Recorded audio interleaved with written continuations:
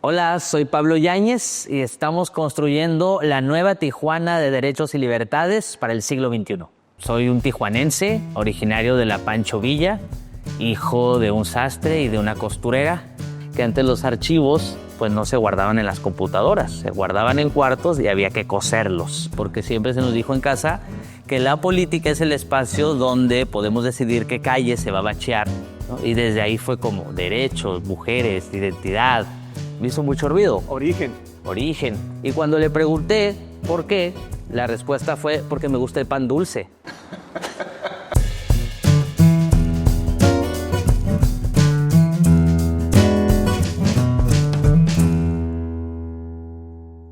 Hola, soy Salvador Morales Rubí. Bienvenidos a un nuevo episodio de Construyendo. Hoy nos acompaña el regidor Pablo Yáñez. Bienvenido, Pablo. Maestro Salvador, gusto saludarlo. ¿Qué tal? Gracias por la invitación. Muy amable. Para los que no tienen la referencia de tu trabajo y lo que has hecho y lo que has logrado, además de que siendo muy joven has tenido muchas cosas, ¿por qué no nos explicas un poco quién eres? ¿Quién es Pablo Yáñez? Okay, gracias, claro que sí. Soy un tijuanense, originario de la Pancho Villa, hijo de un sastre y de una costurera, egresado de la Universidad Autónoma de Baja California, soy politólogo y participo en política desde los 7, 8 años. ¿Por qué digo 7, 8 años? Porque los que somos de junio, julio, que son los meses de la mitad del año, tenemos una edad la mitad del año y otra edad la otra mitad. Así que por lo regular siempre estamos aclarando eso. Pero sí, desde el año 2000 participamos en política, siempre desde el lado de la izquierda y siempre con la gente. Y hoy estás participando activamente con un cargo de representación pública, de sección popular. Sí, tengo 25 años participando en política y el año pasado tuve la oportunidad de por primera vez ser candidato a regidor por Morena, por la coalición. Seguimos haciendo historia y actualmente me desempeño como regidor en el Ayuntamiento de Tijuana, presidente de la Comisión de Gobernación, Legislación y Mejora Regulatoria. Entramos en octubre del año pasado y pues vamos a estar en este ejercicio. Duran 3 años los ayuntamientos, los gobiernos en México. En algunos estados duran 4 años, por ejemplo en Veracruz. Por eso las elecciones no se empataron. Exacto, allá no se empataron. En Coahuila llegaron a tener ese experimento, pero aquí son los 3 años regulares que estamos desde octubre del año pasado. Muy bien. Estudiaste ciencias políticas, te dedicas a la política. Sí. ¿Por qué empezaste en política? Bueno, mi papá, él fue servidor público en el SAT. Él es sastre, pero cuando hubo una ampliación de los servicios del SAT en Tijuana, un cliente suyo trabajaba en el SAT y le dijo, oye, necesitamos archivistas. Y recordarán, las personas que les tocó vivir esa época, que antes los archivos pues no se guardaban en las computadoras, se guardaban en cuartos y había que coserlos. Okay. Y por eso contrataron a mi papá por ser sastre, para poder horadar las hojas con la aguja y poderlas hilar. Y además, como son muchos archivos, se tenían que ordenar de manera rápida. Okay. Entonces mi papá trabajó en el SAT durante casi 4 décadas, pero además era un ciudadano muy activo. Él era miembro del Centro Mutualista de Zaragoza y participaba en diversas asociaciones. A lo que voy es que en mi casa siempre se nos fomentó el civismo y mi mamá trabajaba en un kinder estatal, luego fue profesora de secundaria, entonces también participaba en actividades de organización comunitaria. En nuestro país, como en muchos otros, las escuelas son los centros de organización de la misma comunidad. En el punto más alejado del país vamos a encontrar alguna escuela, alguna iglesia y por eso la gente y la sociedad se estructura en torno a esos centros. Y luego mi hermana mayor, Priscila, ella siempre tuvo vocación también por el servicio público, por el derecho.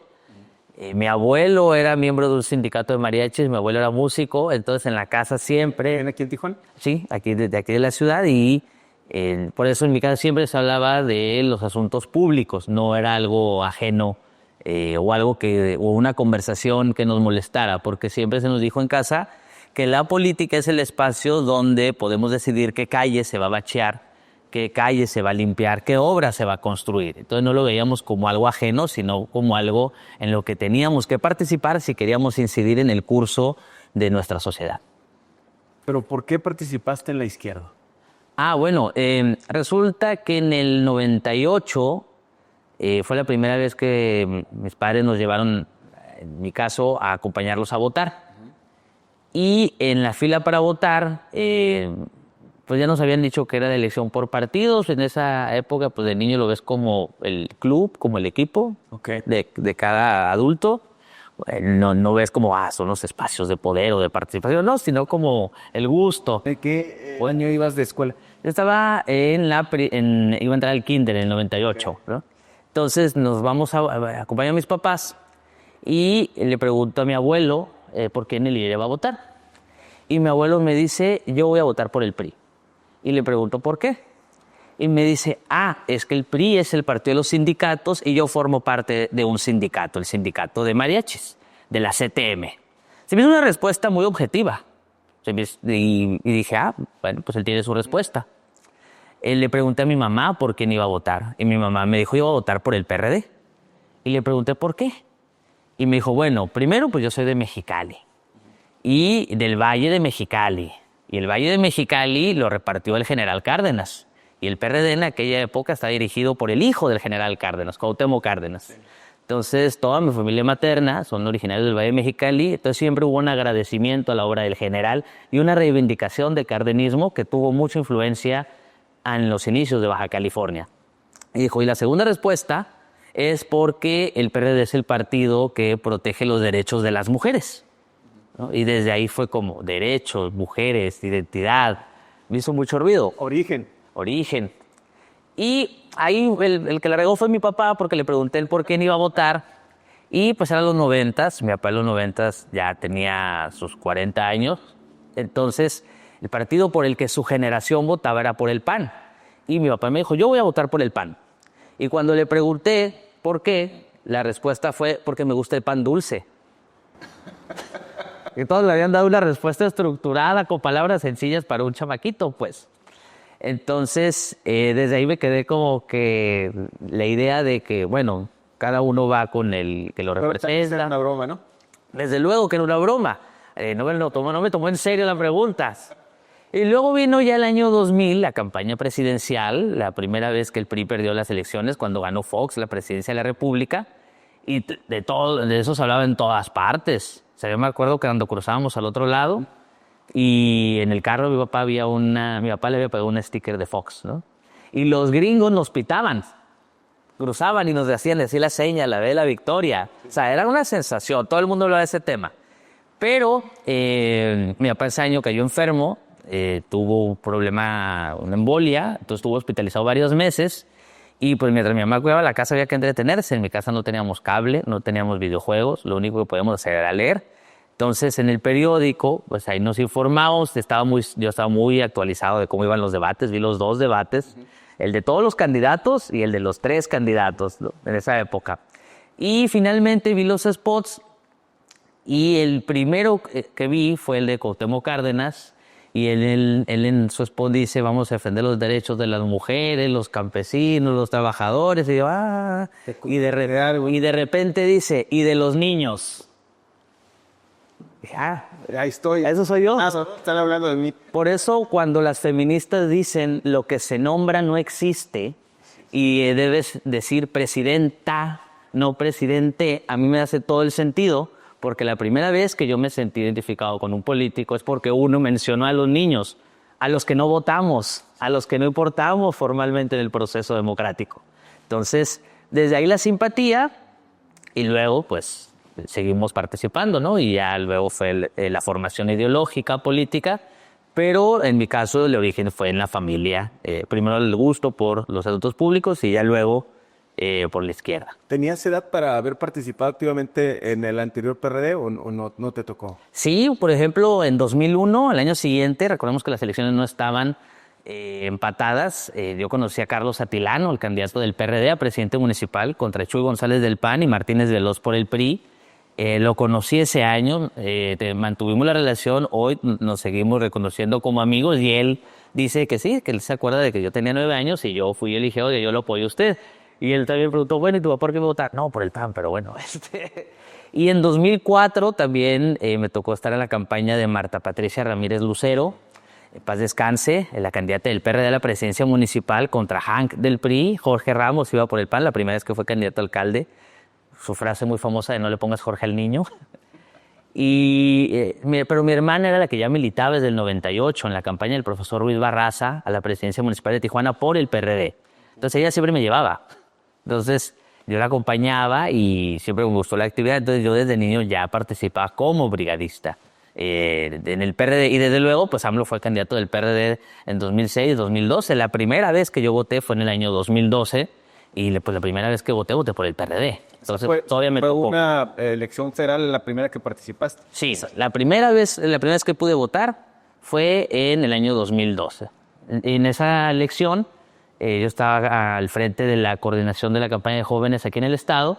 Distribuimos muchas camisetas que decían mi primera vez será con Andrés. Okay. Porque sí, mi primera vez votando pues fue por Andrés Manuel como candidato del PRD-PT y Movimiento Ciudadano. Ya era en ese entonces, ya se había cambiado de nombre anteriormente Convergencia. Tenemos un muy buen amigo en común que me ha platicado, me ha confiado, que de alguna manera te iniciaste literalmente en las calles de Tijuana, en el centro, haciendo arenga, haciendo discurso, hablando de campañas políticas, no sé, tal vez, o de ideología política al público en general y repartiendo volantes. Sí, a ver, todo lo anterior era con mi familia, con mi hermana, que me llevaba. Mi papá me llevó al mitin de Cuauhtémoc Cárdenas en el 2000 en la calle Segunda. En la primaria que iba, pues todavía la familia era más chica, pues todavía no se alcanzaba para las escuelas de paga. Y ahí, pues obviamente, votaban por el PAN. Entonces, siempre me sentí como minoría. Entonces, la primera vez que voy a un mitin, pues había mucha gente. No éramos los tres del salón que decíamos PRD, no éramos muchos, para mí éramos muchos, ¿no? Ya luego dices, ay, no era tan grande, porque era una cuadra nomás. Pero ahí me sentí parte de algo, ahí me gustó el meeting, los colores, los discursos, el confeti, el ritual, la entrada, la salida, todo. Pero ya en el año 2006, cuando vino las elecciones y el fraude contra Andrés Manuel López Obrador, esa época, cuando la gente dice que estamos polarizados en el México actual, yo les digo, oigan, como que les pasó el 2006 de noche. Polarización, casi familias que se dejaron de hablar, fue ese año. Pero se convocaban a manifestaciones en protesta por el resultado electoral y yo fui a participar en ellas. Y ahí se conformaron distintos grupos ciudadanos ajenos a los partidos políticos incluso, pero que simpatizaban con el candidato desde luego, pero con el proyecto alternativo de Nación en general. Y ahí fue donde empecé a participar en el campamento. Se instalaron campamentos afuera del INE para defender el resultado electoral contra el fraude. En 2006. En 2006. Voto por voto, casilla por casilla. En ese momento, el plantón de reforma. Pero también hubo campamentos afuera de todas las sedes distritales del ICE en ese entonces. Yo soy del distrito sexto, nuestro distrito, y a mí me tocó participar ahí. Y en ese distrito, por ejemplo, 2006, la primera vez que fui a estar en el campamento, a estar sentado, pues que vigilar el proceso, pues ahí conocí a José Ángel Peñaflor, que estaba sentado ahí, Salvador Camberos, Pedro López Solís, José Luis Pérez Canchola. Y a partir de ahí, un señor, Salvador Camberos, que ya no está en Tijuana, fue con su familia a Sinaloa, él me dijo, oye, yo tengo que vienes acá a todas las marchas, ¿tú quieres participar? Y digo, sí, yo quiero participar. Y se me invitó a participar en una organización que se llamaba La Orca. La Orca. La Organización de la Resistencia Civil en Asamblea. Okay. A la izquierda le gustaban mucho los nombres grandilocuentes. Y estaban ubicados arriba del PRD en la calle 10. Mucha gente en Tijuana pensaba que la sede del PRD estaba en la calle 10 del centro, porque la oficina municipal pues estaba abierta, cerrada, cambiaban, como que estaba medio estable. Pero eso, la Orca era muy activa. Arriba, así es. Y con esos compañeros, uno ya falleció, Alberto Plasencia, pues ellos me enseñaron a hacer engrudo, a hacer esténciles, a hacer mantas. Nunca las aprendí, nunca tuve buen pulso, pero bueno, ellos le echaron muchas ganas. Pero muchas de mis primeras dudas sobre ya ideológicas las resolví con ellos y así me empecé a militar ya con responsabilidades propias, no acompañando, ya con tareas asignadas a partir de la lucha contra el fraude en el año 2006. ¿Por qué elegiste tu actividad profesional a partir de, no sé, las enseñanzas de la casa o tu aproximación a los movimientos sociales? Por lo que nos estás explicando, tú tuviste un nivel de madurez extraordinariamente elevado desde muy chico, pero ¿dónde estaba esa decisión que te dijo yo me quiero dedicar a esto permanentemente? Porque las elecciones son en un periodo de nuestra, de la vida social. Sí. Y tú estás en la política 24/7. Sí, pues de niño, la primera vez que yo quiero estudiar la licenciatura en Ciencias Políticas fue sexto año de primaria. Hubo una convocatoria del gobierno federal, en el sexenio de Fox, que se llamaba Los niños también cuentan. Y a todos los niños de las primarias nos pidieron que hiciéramos una historia, que habláramos de nosotros, y ahí pusiéramos a qué nos queríamos dedicar. ¿Es en el 2006 donde hubo un ensayo del IFE entonces para que los niños votaran? Y en el 2000. Okay. Yo voté en el 2000. En ese ensayo en la Casa de la Cultura. A mí me tocó. Y ahí fue donde yo plasmé que quería estudiar ciencias políticas. Yo de niño, originalmente, yo quería ser sacerdote. Okay. Yo era monaguillo. Acuérdense, papá panista y mocho. No lo olviden. Y íbamos todos los domingos. Vives en una colonia que tiene una participación política, pero una participación católica muy activa. Sí, tenemos un muy bonito templo. El Señor de la Misericordia tiene hasta cúpula, pero además hay también templos de otras distintas denominaciones religiosas, desde la Luz del Mundo, evangélicos, mormones. Entonces, era un tema muy, muy, muy presente en la familia, pero yo ya estaba identificado con la izquierda. Y como nosotros íbamos a misa también en la colonia, pero nosotros íbamos al Parque Teniente Guerrero enfrente, es decir, al Templo de San Francisco de Asís. Y recordemos que para los franciscanos los 3 votos son castidad, obediencia y pobreza. Y durante la época del neoliberalismo, particularmente en los 90s, la pobreza se asoció con derrota, con fracaso, con debilidad, mediocridad, maldad, fealdad. Era todo malo ser pobre. Pero nosotros íbamos a misa donde reivindicábamos la pobreza. Por eso cuando López Obrador decía, si vamos a pasar de la austeridad republicana a la pobreza franciscana, a ver, en lo personal sí me hacía mucho ruido por lo que eso significa. Y era un asunto donde nosotros lo veíamos como, no, el que es pobre no es pobre porque quiere, sino porque hay un sistema que lo genera. Pero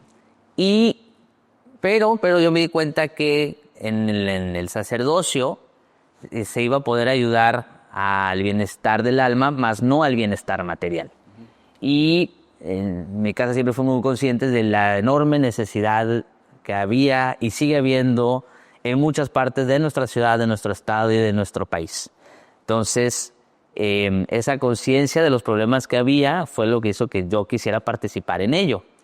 Pero ya luego la adopción de la carrera dependía de otras cosas, de ver el plan de estudios, cuál se podía. En UABC no hay licenciatura en Ciencias Políticas, hay licenciatura en Administración Pública y Ciencia Política. Lo más parecido a Ciencia Política es eso.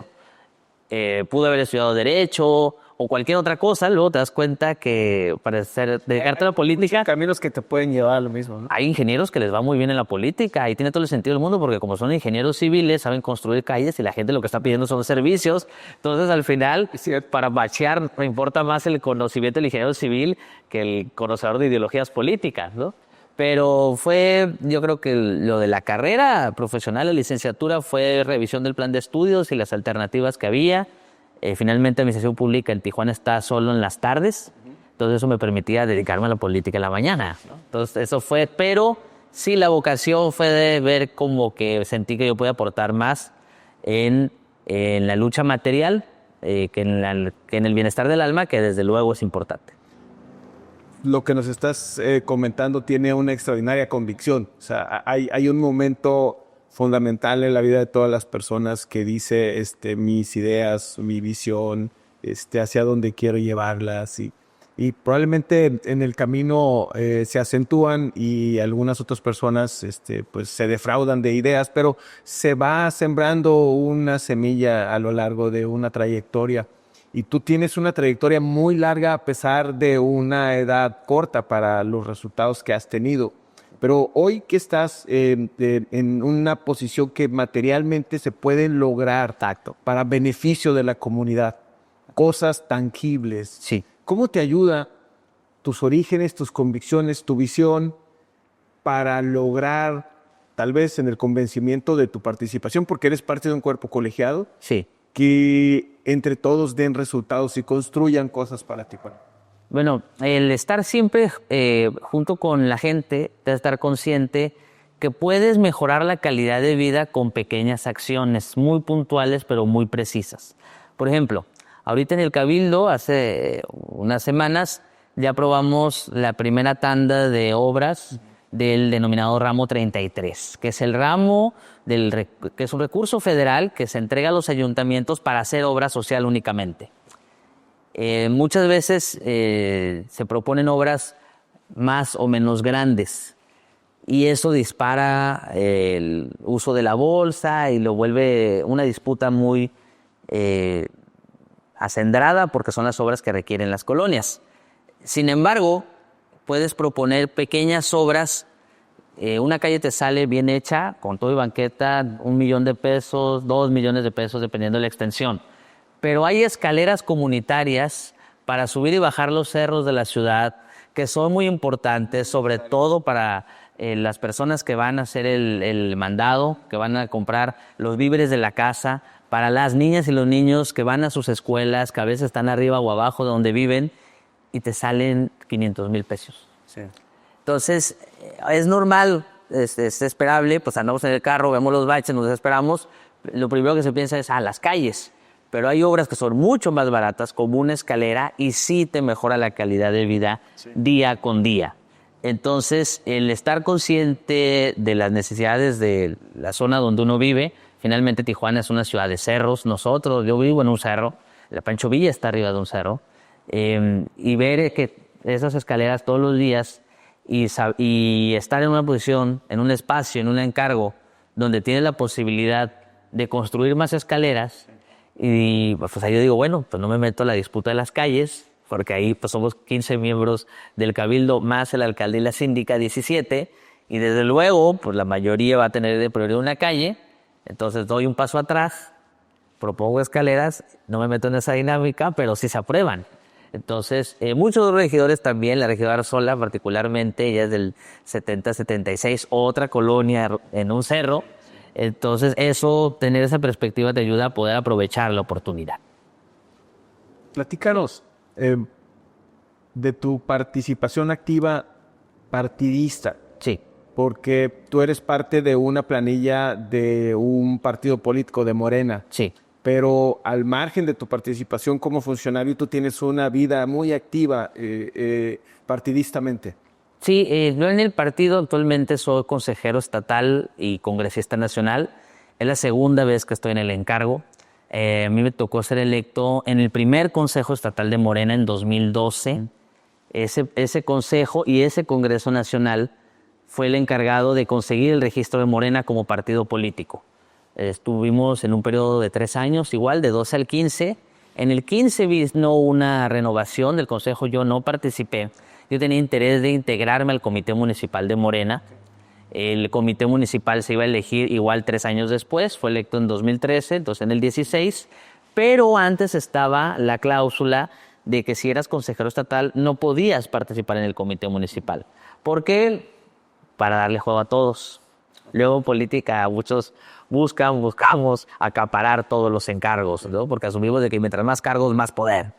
Entonces yo no participé y resulta que se cancelaron los comités municipales. Okay. Y ya no volvió a haber comités municipales. Yo desde aquí le digo a la Dirigencia Nacional de Morena que mi postura es a favor de que haya comités municipales, sobre todo en una ciudad como esta de 2 millones de habitantes, pero bueno, es otro tema. Y el Consejo electo en 2015 estuvo 7 años en el encargo. Debió de haber salido en 2018, porque son 3 años. En el 2018 se ganó felizmente la presidencia y se decidió prorrogar el periodo de esos consejos estatales nacionales un año más. Hubo un acuerdo, hubo un consenso, no fue ninguna chapuza. Todo el movimiento, todo el partido estuvimos de acuerdo. Acababa de ganar Andrés Manuel, estaba en su transición presidencial, no había que distraernos en un tema del partido. Dijimos, vamos a hacer la elección en el 19. Pero cuando se hizo el proceso se anuló y al año siguiente, que se repitió en el 20, ya no se podía realizar porque COVID. Sí, estábamos en la pandemia. Y luego 2021, las elecciones federales intermedias y como no sé cuántas gubernaturas. Por eso hasta el 22 se pudo hacer. Entonces en el 15 y en el 22, aunque ejercí mi militancia, yo la ejercí como un militante de base. Yo del 15 al 22 no tuve ningún espacio ni de responsabilidad, ni de representación, ni de conducción, ni de deliberación. Pero pues uno es el encargo, no el encargo te hace a ti. Entonces yo participaba. Y en 2022, cuando se renovó, nuevamente la militancia del Distrito Sexto me apoyó para ser consejero estatal y congresista nacional del partido. Es el segundo partido en el que milito. Yo ya había participado en el PRD. Yo en el PRD me afilié a los 15 años. El 14 de julio de 2007, cuando cumplí 15 años, lo primero que hice en la mañana fue irme al PRD. Ahí el presidente era, creo que Roberto Dávalos, el exdiputado, y estaba cerrado, ¿no? Pues era julio, las vacaciones de verano. Tuve que afiliar otro día. Pero cuando Andrés Manuel López Obrador convoca a crear un nuevo partido político, el PRD, es cuando yo dejo mi militancia en ese partido. Pero vengo militando, sí, cuando se hace la convocatoria a conformar Morena, registro que obtuvimos hasta el 2014. ¿Y actualmente? Pues ya son 11 años de Morena como partido político. Este julio los vamos a cumplir, los 11 años. Y ahorita estamos en un proceso de redefinición interna y del futuro que va a tener el partido, porque estamos en otra etapa. El licenciado Andrés Manuel López Obrador ya no es el dirigente del partido político ni del movimiento.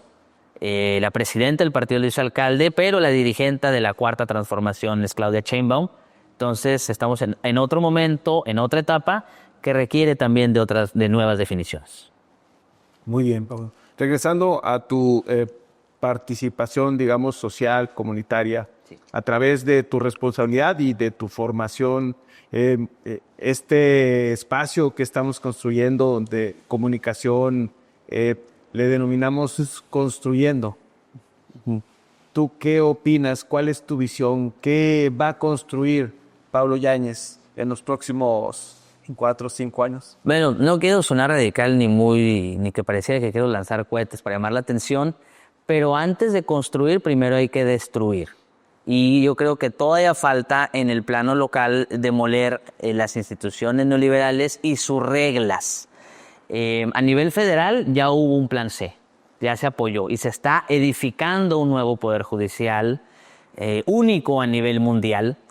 Pero yo creo que también se necesita un plan C para BC.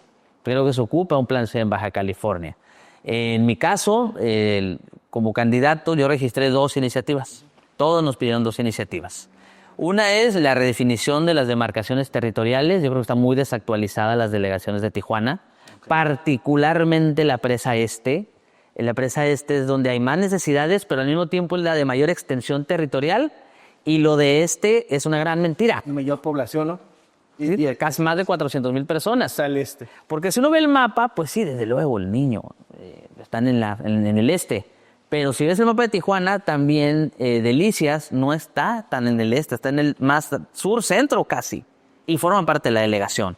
Entonces creo que se ocupa un rediseño que no se puede imponer y se debe de construir entre toda la ciudadanía, porque finalmente las delegaciones y sus subdelegaciones pues son espacios que desconcentran los servicios públicos. Entonces ese rediseño tiene que realizarse con base en cómo mejoramos la prestación de los servicios públicos.